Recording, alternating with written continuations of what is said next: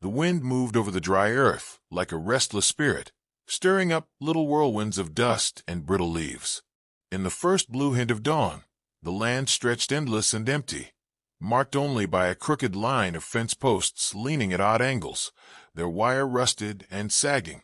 At one place, near a broken post, where the fence had collapsed in on itself, something small and pale huddled against the ground. Jonas Creed brought his horse to a slow halt, the animal's hooves kicking up puffs of dirt in the thin morning light. He'd seen enough death and sorrow in his time to recognize the shape of a person from a distance, even curled up like a wounded animal. The figure didn't move as he dismounted, his worn boots landing softly in the dust. For a long moment, he stood still, studying her.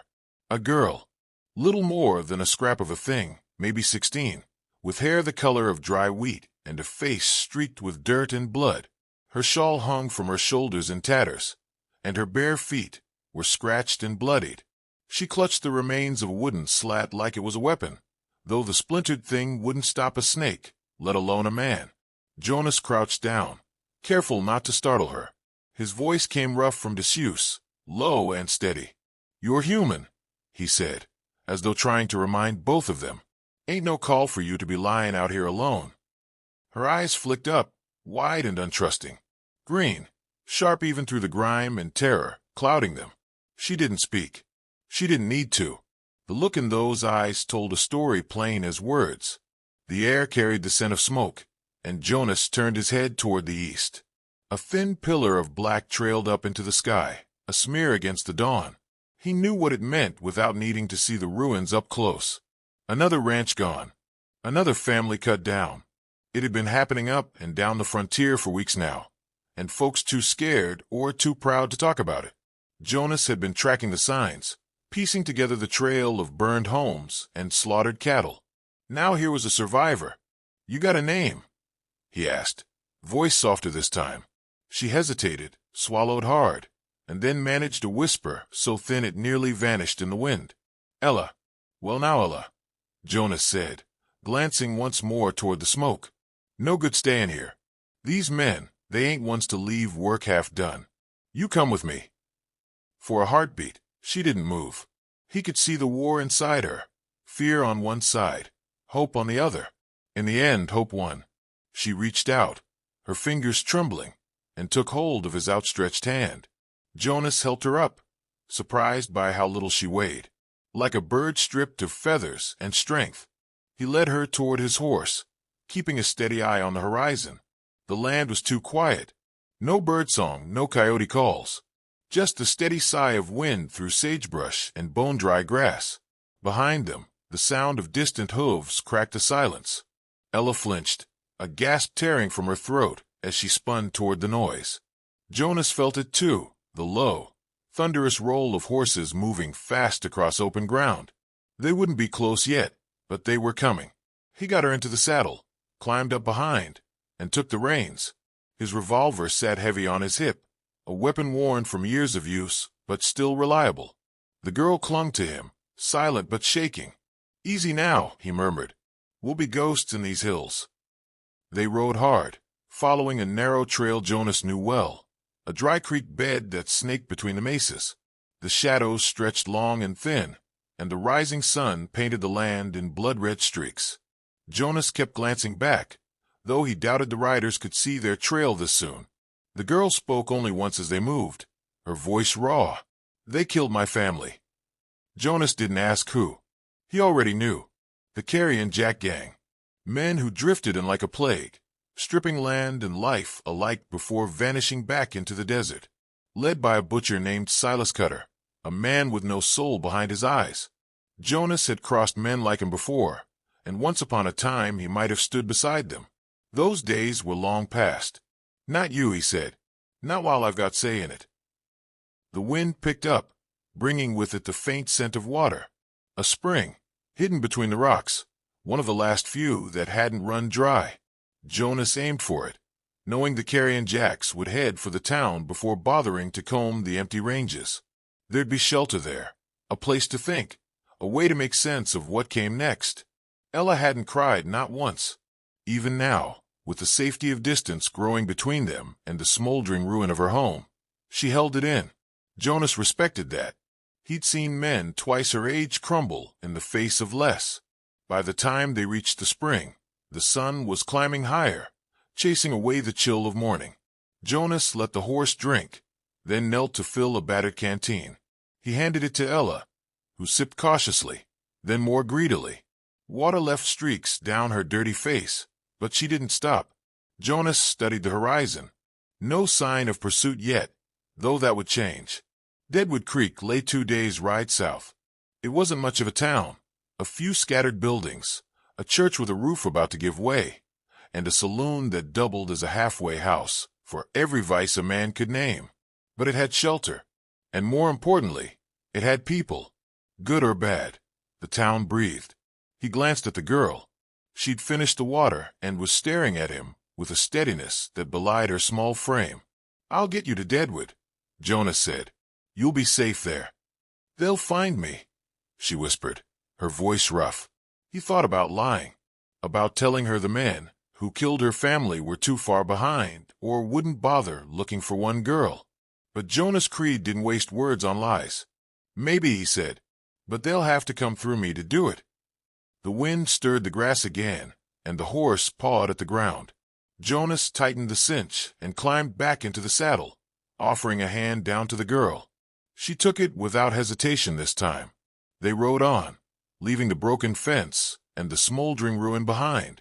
The land stretched out ahead of them, as unforgiving as ever, but now the horizon held a promise. Not of peace, perhaps, but of reckoning. Jonas could feel it coming in his bones, like a storm building just out of sight. And in that quiet, merciless country, storms were the only justice left. The sun hung high and hard in the sky by the time Jonas and Ella reached the outskirts of Deadwood Creek. The land flattened out here, scrub and sage giving way to dry, cracked earth and sun-bleached bones half buried in dust. Deadwood wasn't much to look at. 6 buildings if you were generous. 8 if you counted the church whose steeple had collapsed in a storm 3 summers back. The saloon, predictably, stood at the heart of it all, its slatted doors hanging crooked, paint blistered and peeling. Jonas slowed the horse to a walk, his eyes scanning the town. Not much moved. A lone dog skulked between buildings, ribs sharp against its skin. An old man sat on the front step of the general store, whittling something unrecognizable, his gaze steady and hollow. Deadwood Creek had the look of a place waiting for the hammer to fall. Jonas dismounted in front of the saloon, helping Ella down. She clung to his sleeve a moment longer than necessary before stepping back, shoulders squared, dirt-smudged chin lifted. There was steel in the girl, bent but unbroken. He admired that. "Stay close," Jonas murmured, and pushed through the saloon doors. The air inside hung heavy with sweat, whiskey, and old fear. A piano, long since silent, gathered dust in the corner. For men sat scattered at tables, the kind you'd find in towns like this. Rough men with sun-blackened skin, bad teeth, and too many stories behind their eyes. A woman behind the bar polished a glass with a cloth that had given up any claim to cleanliness. Jonas let the doors swing shut behind him and surveyed the room. He knew the type. Folks who wouldn't lift a hand unless coin or self-preservation demanded it. None of them made a move toward him, but every gaze settled on the girl. The bartender set down her glass and gave Jonas a long, measured look. "Creed." It wasn't a question. "Annie," Jonas said, tipping his hat. Annie Bell had run the Deadwood Saloon since before Jonas had first drifted through a decade back. A hard woman, sharp-featured and sharp-tongued, with a streak of decency that surfaced when no one was watching. "You dragging strays now?" she asked, nodding toward Ella. "Carryin' Jack's hit a place east of the rise," Jonas said. "She's the only one left." That earned a flicker of reaction from the room. One of the card players cursed under his breath. Annie's face tightened, though her voice stayed flat. "How far behind you?" Jonas shrugged. "Hard to say. Not close, but they'll come through. Sooner or later." Annie set the glass down and grabbed a bottle from the shelf, pouring a measure into a cracked tumbler. She slid it across the bar. "Ain't no law here, Creed. You know that." Town won't stand against Cutter and his kind. I ain't asking the town, Jonas said, taking the drink. I'll handle it. The words settled over the room like dust. One of the card players snorted, but no one argued. Annie glanced at Ella. Kid's got a name. Ella. The girl kept her eyes on the floor, but didn't flinch. Annie sighed, a sound half like a curse. There's a room upstairs. Ain't much, but the bolt works. She can stay there. Jonas gave a nod of thanks. He didn't have to ask about the Carrion Jacks. Everyone knew about Cutter's crew. Men who killed for sport, who took what they pleased and left the rest to rot. The law didn't come this far out anymore. Not since the war. Not since men like Cutter filled the vacuum left behind. Jonas drained his glass and set it down. You've got 2 days, maybe 3. Annie said quietly. After that, this place won't hold. It don't have to, Jonas replied. Just long enough. He took Ella up the narrow stairs, the wood groaning under their weight. The room was little more than a cot and a wash basin, a single window looking out over the barren stretch of land to the north. It'll do, Jonas said. Ella sat on the cot, her hands in her lap. She met his gaze, and for the first time he saw something besides fear there. Determination. A spark. I want to help, she said, voice hoarse but steady. Jonas crouched in front of her. You've done more than enough, girl. Rest now. When the time comes, you'll know. He left her there and went back downstairs. By sundown, word had spread. Deadwood Creek was too small for secrets. Jonas felt the eyes on him as he moved through the street. Men and women peering from windows, weighing the odds. Some would run come morning. Others would hole up and pray Cutter's men passed them by. No one would stand beside him. That suited Jonas fine. He spent the evening repairing the stock on his Winchester, oiling the revolver, and laying out what little ammunition he carried. The old war knife, long and blackened, he strapped to his boot. There were no speeches to be made, no calls to arms. It wasn't that kind of fight. Annie brought him a plate of cold beans and bread at dusk. Neither spoke much. There wasn't anything left worth saying. As night fell, Jonas took to the front porch of the saloon, watching the stars creep out one by one. The desert wind carried a sharp edge now, the scent of distant blood and dust mingling. He could feel the storm coming, a reckoning long overdue. The girl appeared beside him just before midnight, a blanket wrapped around her shoulders. Can't sleep, she said quietly. Jonas nodded. Didn't expect you would. They sat in silence, the kind born of shared ghosts. Out there in the darkness, the Carrion Jacks would be moving. Men like Cutter didn't wait long. The gang would come like wolves, eager for blood, hungry for fear. But Jonas Creed wasn't running. Ella spoke again after a long while. You knew my father. Jonas didn't pretend otherwise. I did. He said you saved him once. Back near San Tomas. That was a long time ago. She looked up at him, eyes glinting in the moonlight. He said you used to be one of them. Jonas felt the words like a knife, but he didn't deny it. I was, he said. Not anymore. Ella didn't turn away. Then it matters, she whispered. If you stand now, it matters. The wind sighed through the empty street. Somewhere out in the darkness, a lone coyote called. Jonas stared out at the horizon, his voice low and steady. Then I reckon we stand. The night settled thick and heavy over Deadwood Creek, a suffocating kind of darkness that clung to the skin and dulled every sound. The moon hung like a tarnished coin above the town, half smothered by clouds that drifted low and mean. Jonas Creed stood in the doorway of the saloon, his rifle leaning against one weathered shoulder, watching for movement at the far end of the street. Every instinct told him it was near. A dry wind stirred the dust, carrying with it the faintest scent of smoke. Not from any hearth in Deadwood. No one here dared light a fire tonight. This was the smoke of torched farms, of cabins reduced to charred skeletons, of men and women left to burn where they fell. The Carrion Jacks were close. Behind Jonas, the saloon was near silent. Annie Bell sat at the far table, a double-barreled shotgun across her knees, her face lined with a grim readiness.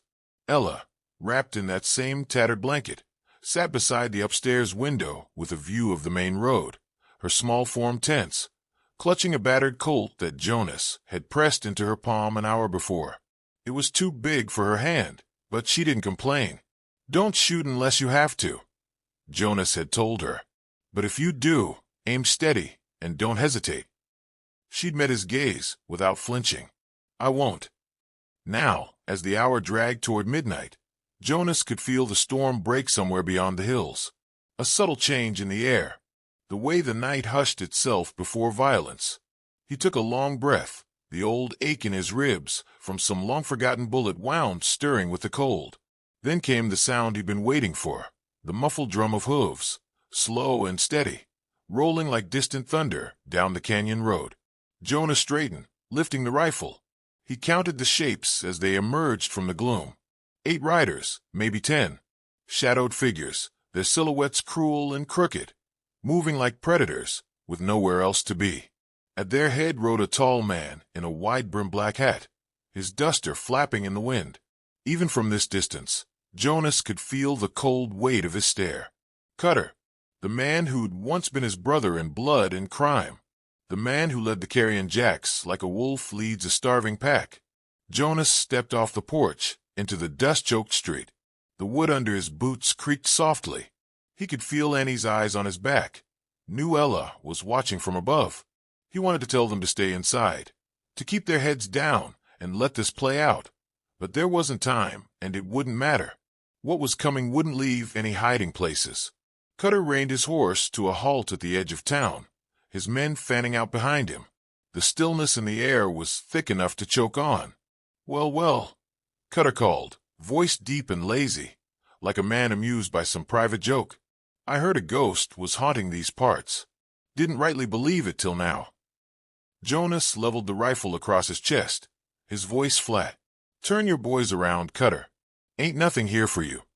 The outlaw laughed, leaning forward in the saddle.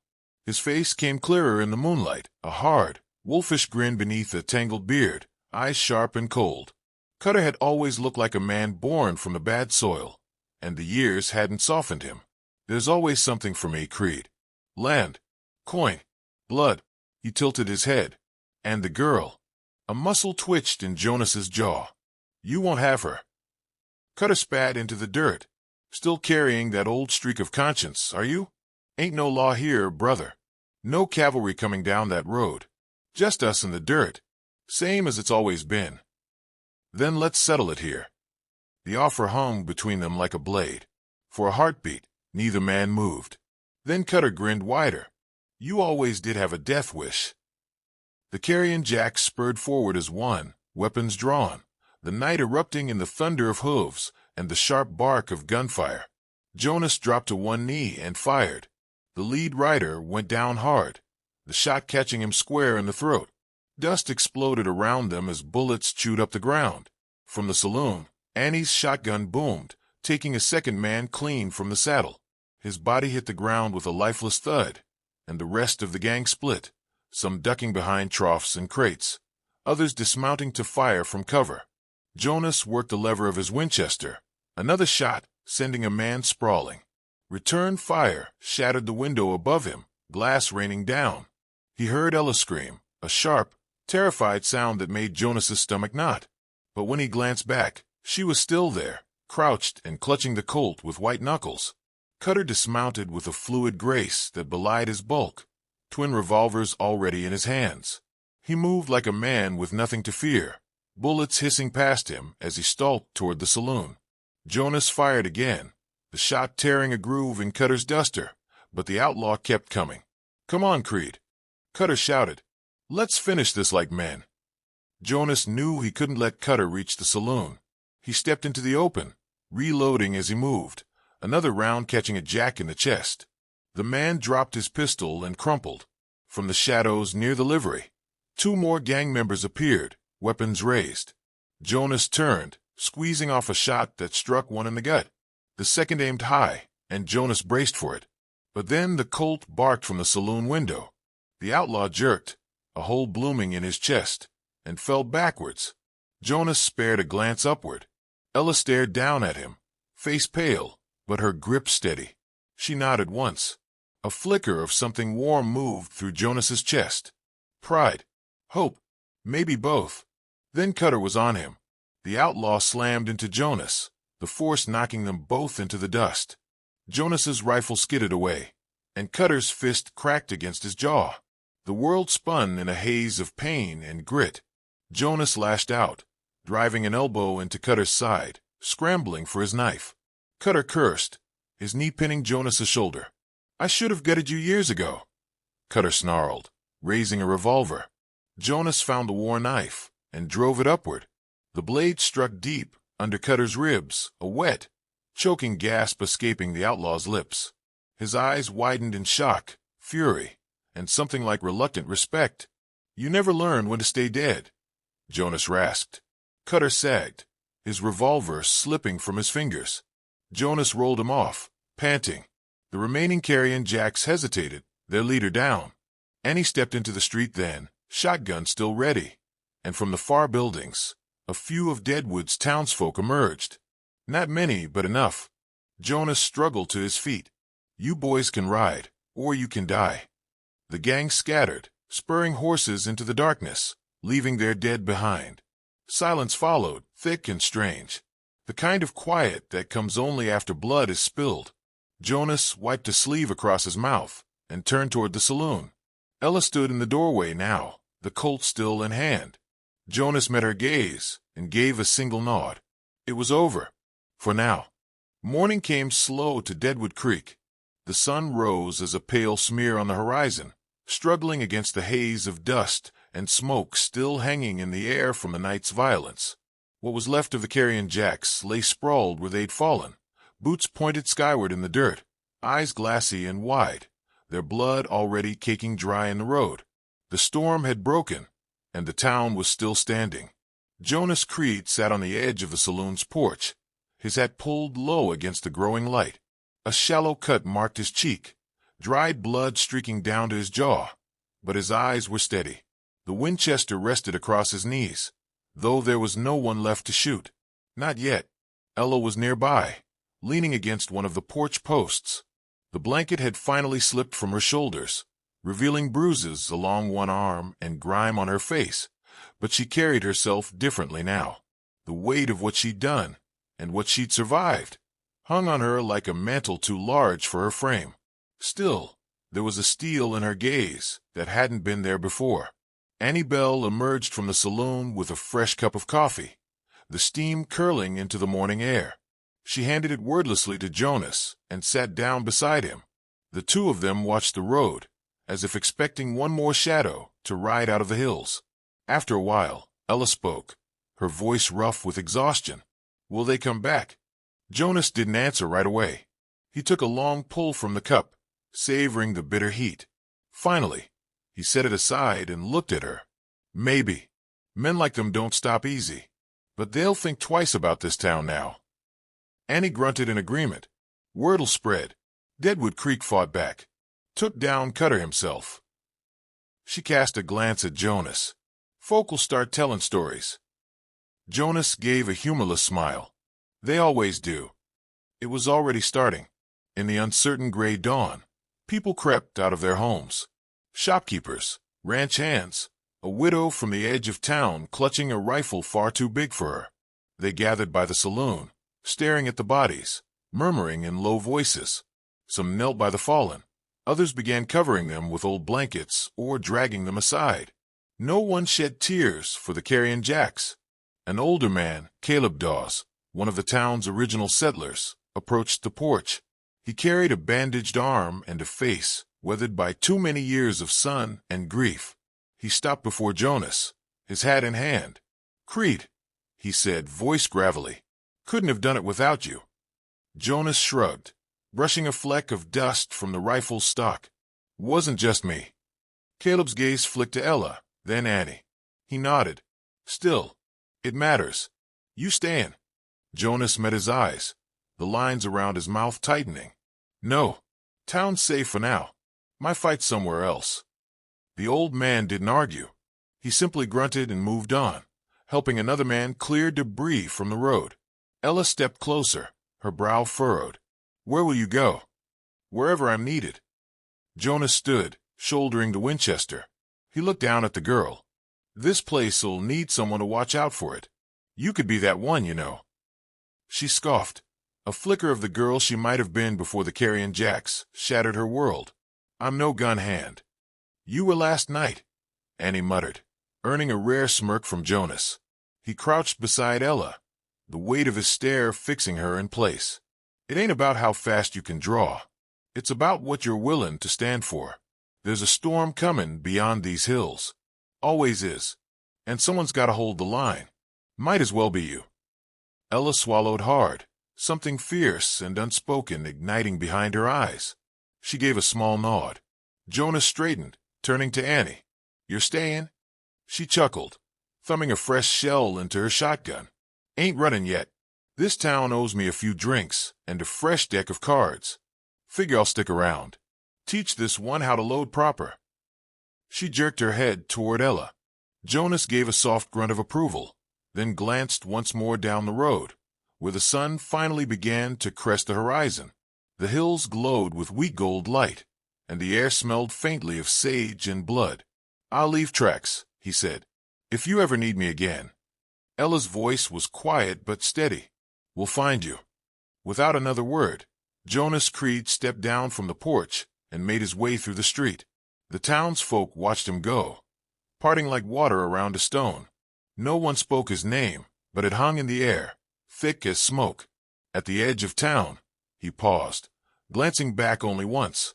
His shadow stretched long in the dust, and for a heartbeat, Deadwood Creek seemed to hold its breath.